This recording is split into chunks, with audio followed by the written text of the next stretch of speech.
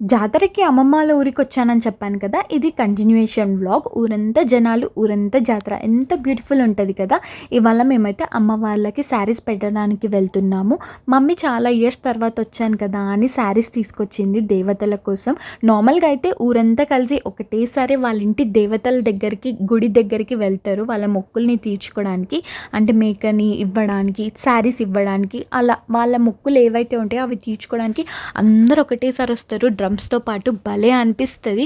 And జాతర అంటే ఏంటిదో ఇవాళ చూడొచ్చు. గుడి ముందంతా బ్లడ్డే ఉంటది. వీడియోలో చూయించొద్దు కాబట్టి నేను చూయించట్లేదు. జాతర అంటే ఏంటిదో ఇవాళ చూడొచ్చనమాట.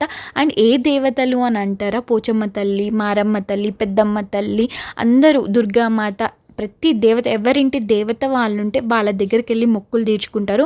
ఇక్కడ హెడ్ పైన పెట్టుకున్నారు చూసారా, దాన్ని జ్యోతి అంటారు. ఇక్కడ మనము బోనాలకి బోనం ఎలా ఎత్తుకుంటామో అక్కడ జ్యోతి అలా అనమాట.